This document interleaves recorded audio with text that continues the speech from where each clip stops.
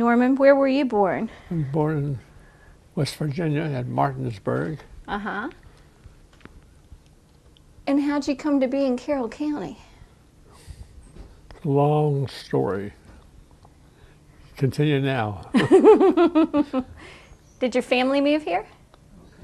Yes, well, Or did you come on your own? no. My family bought a big farm in Frederick County of 300 acres. Mm-hmm.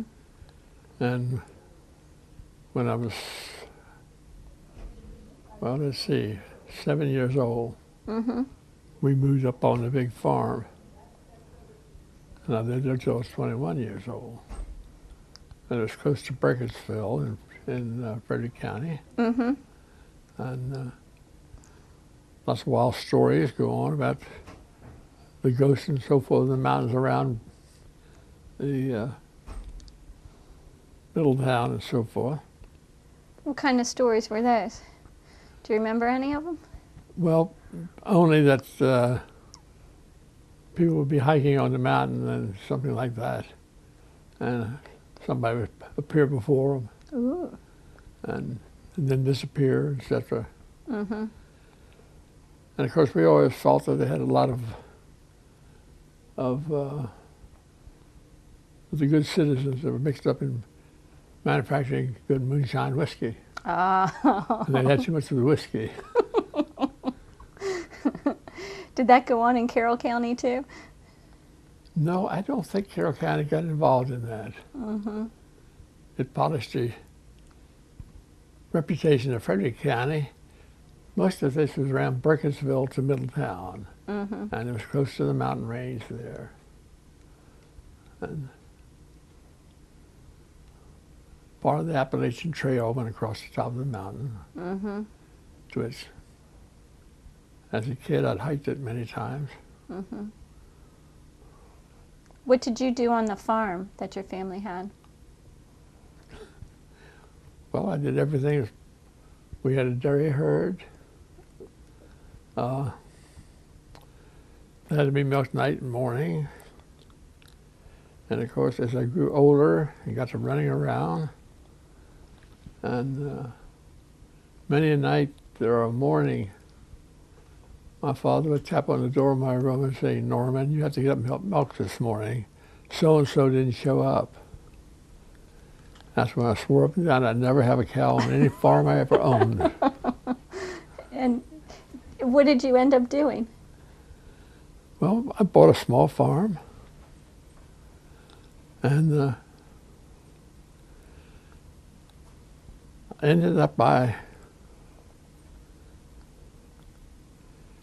really, I guess you would say, I raised vegetable products and so forth Mm-hmm. that went into the Washington area. Oh. How did they get there? Did you transport them by train or? No, by truck and so on. Mm-hmm. Mm-hmm. It's only about 50 miles, not very far. Right. And we had three different drugstores in the Washington area the family owned. Mm-hmm. So that was my contact to Mm-hmm. take it into Washington. Mm-hmm. And When you were growing up, was the school close by? 3 miles, something like that. Mm-hmm. The elementary was at Knoxville. And then the high school was at Brunswick. Mm-hmm. Knoxville was about 2 miles away, and Brunswick about 3. Mm-hmm. And Did the kids get together a lot outside of school to play or do anything entertaining? No. We farmed kids. We went home and helped milk the cows again in the evening. That's when I swore up and down I'd never have another cow on a farm. Right, right. We also, then we left there, my parents, well, a syndicate from New York came down and bought about 2,000 acres in the area we in. And Sharp's Old History has an article on Tyconnell Farms. We were involved, and but they bought this for a tax. Well, not tax item to help curtail the taxes. Mm-hmm. But then the need of that, the laws was changed, so they couldn't write it off like they did, so then they parceled it out again. But we had, I see, around 300 acres there. Mm-hmm. Are they still being farmed today? Oh, yes. Mm-hmm. Yes. Are they still in the family? No. Mm-hmm. No, the area we were in was known as Maryland Tract. And Sharp's Old History of Maryland has reference to the Maryland Tract, and was given to the, well, I guess the people that lived there by, not the King of England, but by his agents and so forth. Mm-hmm. And then this group from New York came in and bought 1,800 acres. And that was the tax advantage for them. But when that law was changed, it wasn't profitable for them anymore, so they sold them. Mm-hmm. And but we had a little farm. We bought it at Lisbon. Mm-hmm. That's Howard County, of course. Mm-hmm. Right over the line. Right on. Mm-hmm. Well, when we moved from Martinsburg, we moved to Hansonville up in Frederick County. We had a small farm there of only about 40 acres. Mm-hmm. We only lived there about 14 months, something like that. And this other farm came for sale that we liked. So my parents bought it, and we moved down on it. It had 50-some acres in it. Mm-hmm.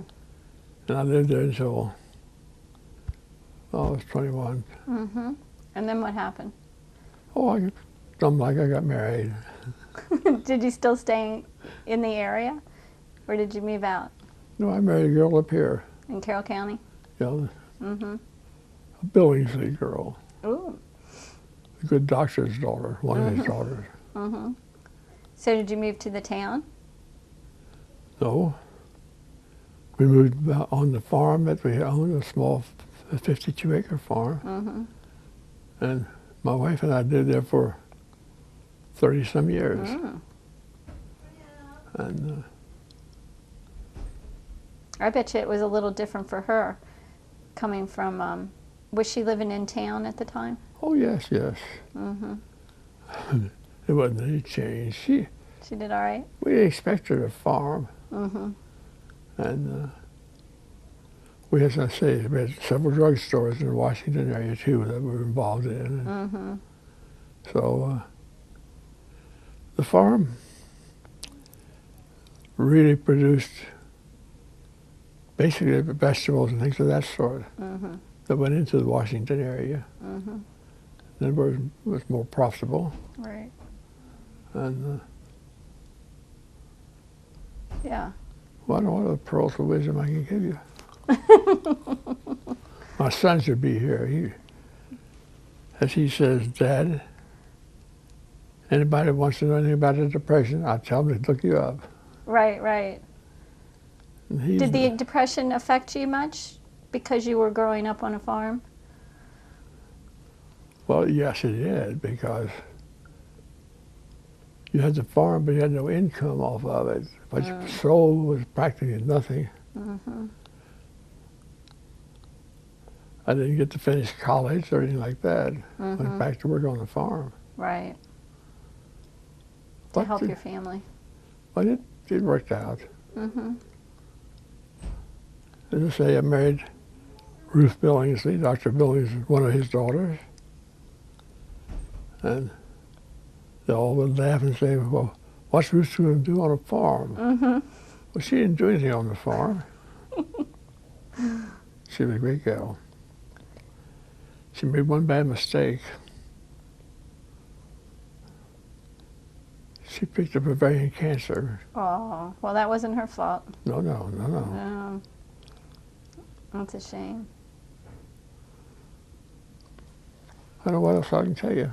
Okay. Well, thank you for telling us and sharing these memories with us. Well, it's been a great life.